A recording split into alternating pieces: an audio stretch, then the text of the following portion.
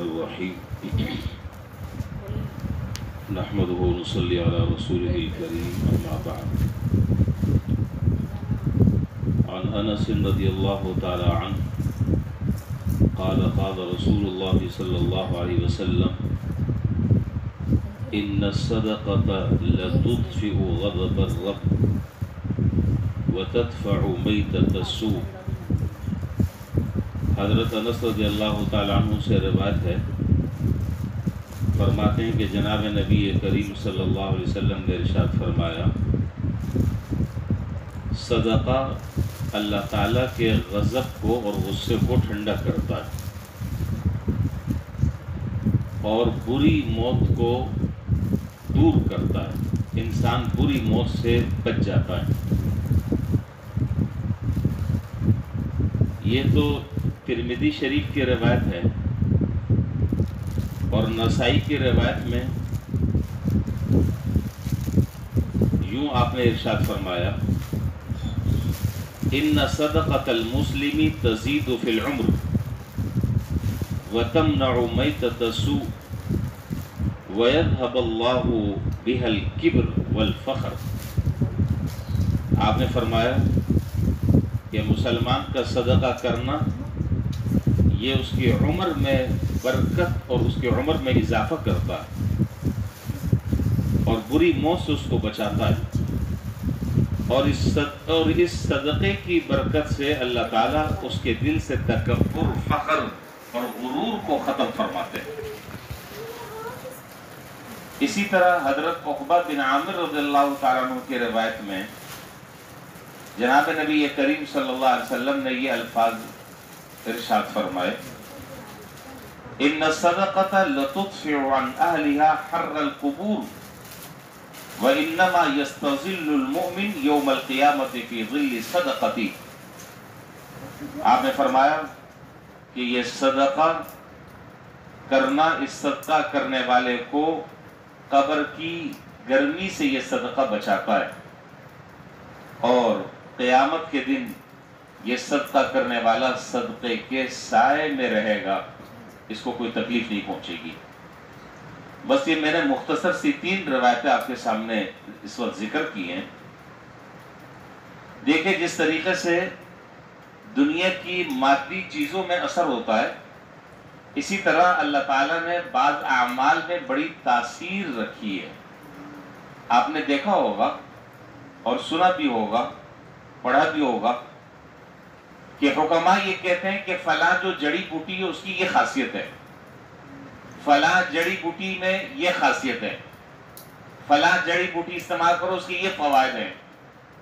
حکماء بیٹھے ہوئے آپ معلومات کریں، وہ ہر ایک کے خواص آپ کو بتائیں گے۔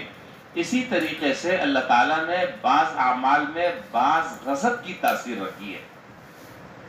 مثلا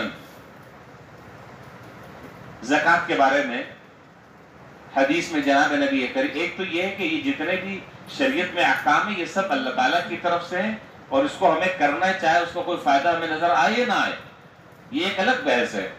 لیکن زکوٰۃ کے بارے میں علماء نے لکھا کہ جو آدمی زکوٰۃ ادا کرتا ہے پابندی کے ساتھ، کبھی اس کے دل میں مال کی محبت پیدا نہیں ہوگی۔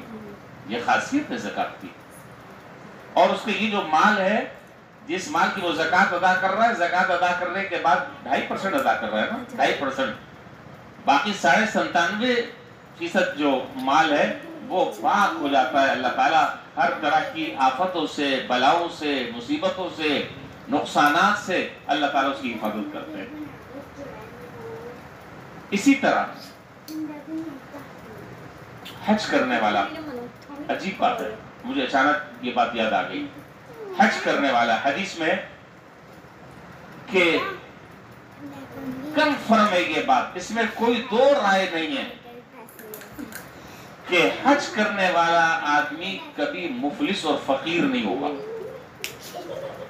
آپ تجربہ کر کر دیکھ لیں، بعض بیچارے ایسے ایسے اللہ تعالیٰ کے بندے پہنچ جاتے ہیں، اور اس زمانے میں حج جو ہے وہ 15 لاکھ 20 لاکھ سے اوپر کا ہے، اور ایسے ایسے لوگ گئے ہیں، ایسے ایسے ہمارے اس محلے سے گئے ہیں، ایسی ایسی مسجد، ہماری مسجد سے ایسے ایسے گئے کہ پتہ نہیں چلتا کہ یہ بیچارہ چائے پلانے کی بھی پیسے اس کے جیب میں ہے کہ نہیں ہے۔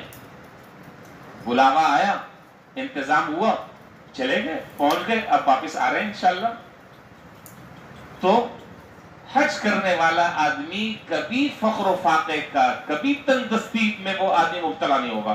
اور آپ نے کبھی کسی آدمی سے آج تک نہیں سنا ہوگا، مختلف عمروں کے لوگ بیٹھے ہوئے ہیں، کہ کسی آدمی نے یہ کہا ہو کہ جی میں اس سال حج پر چلا گیا تھا، اب آنے کے بعد جو نا میرے حالات بہت خراب ہو گئے، میرے گھر میں فاقے ہو رہے. میں نے تو اپنی زندگی میں ایک آدمی بھی ایسا نہیں دیکھا. آپ نے دیکھا ہو تو بتا دیں. یہ وعدہ ہے جناب نبی کریم صلی اللہ علیہ وسلم کا کہ جس آدمی نے حج کر لیا اللہ تعالیٰ اس سے فقر کو دور فرما دیں گے. یہ تو میں نے آپ کو ایک دو مثالیں دے دی. اب آ جائیں اس حدیث پر جو ہماری اس وقت چل رہی ہے اور جو میں نے بھی آپ کے سامنے پڑھی ہے. فرمائے کہ صدقے کی دو خاصیتیں جو یہاں اس روایت میں بیان کیا ہے، جو ترمذی شریف کی روایت ہے. فرمائے کہ دو خاصیتیں. ایک خاصیت یہ ہے کہ اگر بندہ کسی بڑی لغزش اور مصیبت کی وجہ سے، کسی گناہ کی وجہ سے اللہ تعالیٰ کے غضب کا شکار ہو جاتا ہے تو یہ صدقہ اللہ کے غضب کو دور کر دیتا ہے اور آنے والی مصیبت کو ٹال دیتا ہے. اور دوسرا فائدہ یہ بتایا کہ صدقے کی برکت سے اللہ تعالیٰ اس کا خاتمہ اچھا فرما دیتے ہیں. اور یہ حدیث تو آپ نے سنی ہوگی، انما الاعمال بالخواتین، انما الاعمال بالخواتین، کہ انسان کے اعمال کا دار و مدار جو ہے وہ خاتمے پر ہے. اسی لیے کسی بزرگ نے یہ شعر کہا تھا اور یہ شعر پڑھا تھا کہ ہم ایسے رہے دنیا میں یا ویسے رہے، وہاں دیکھنا ہے کہ ہم کیسے رہے. ہم ایسے رہے یا ویسے رہے، وہاں دیکھنا ہے کہ کیسے رہے. تو ایمان پر خاتمہ یہ میرا بھی بہت بڑا مسئلہ ہے، آپ کا بھی بہت بڑا مسئلہ ہے. یہ روٹی پانی بجلی ٹیکس فلانا ڈمکانے یہ مسائل نہیں ہیں، مسئلہ ہے. لیکن سب سے بڑا بنیادی ہم سب کا جو مسئلہ ہے وہ ہے اللہ تعالیٰ ایمان پر خاتمہ فرما دے. اور صدقہ کی برکت سے جناب نبی کریم صلی اللہ علیہ وسلم اس حدیث میں بیان فرما رہے ہیں کہ جو آدمی صدقہ کرتا ہے اللہ تعالیٰ اس کا ایمان پر خاتمہ فرماتے ہیں اور بری موت سے اللہ تعالیٰ حفاظت فرماتے ہیں. اور شریعت نے اتنی آسانی رکھی ہے، اتنی آسانی رکھی ہے کہ شریعت نے یہ نہیں کہا کہ تم اتنا مال اللہ تعالیٰ کے راستے میں دو پھر جا کر تمہیں یہ فائدے حاصل ہوں گے. نہیں، ایک نوالا روٹی کا تم اگر کسی کو دے دیتے ہو، ایک کھجور کا دانہ تم کسی کو دے دیتے ہو، اپنے ذات سے کسی کو تکلیف سے بچا لیتے ہو، یہ بھی صدقہ ہے. باقی اس پر پھر کل انشاءاللہ یہ آگے روایت آ رہی ہے، کل پھر انشاءاللہ ہم اس پر بات کریں گے. اللہ تعالیٰ ہمیں اس حدیث پر عمل کرنے کی توفیق عطا فرمائے اور کثرت سے ہمیں صدقہ کرنے کی توفیق عطا فرمائے اور اس کے جو فوائد ہیں اللہ تعالیٰ اس کی فوائد اور برکات نصیب فرمائے. وآخر دعوانا الحمدللہ.